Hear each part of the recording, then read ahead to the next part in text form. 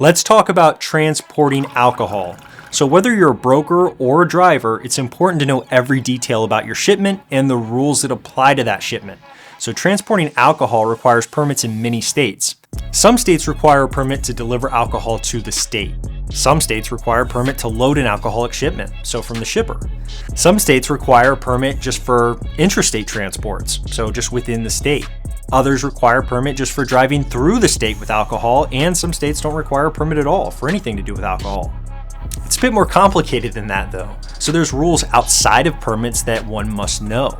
For example, if you're transporting alcohol in Massachusetts, the driver must be 21 years or older if not accompanied by somebody who is 21 years or older. So when is that ever going to happen? Well, maybe with a team. Maybe if you're a team and you're the driver and you have somebody that is over 21 and you're not, then that would be completely fine too. But if you're a single driver, you need to be 21 years or older.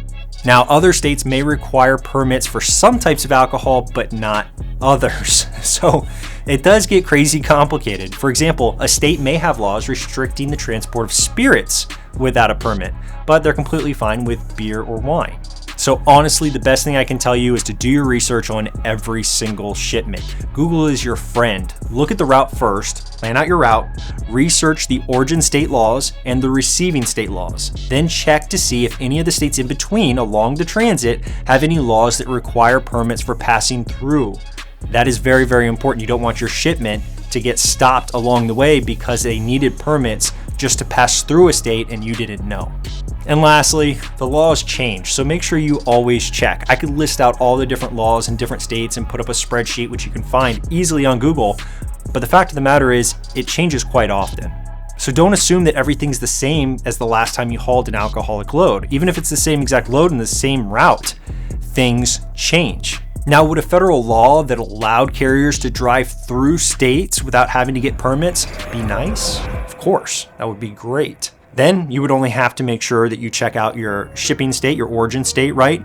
And your receiver, your destination state, and just make sure that you're good there. But that's just not how it is. So whether you're a broker or a carrier, do your due diligence, do your research, your homework, go on Google, plan those routes, check those states, make sure that you know every detail about your load so that it gets delivered without any issues. If you're thinking about becoming a freight broker, go to ican'tremember.com and click on free training.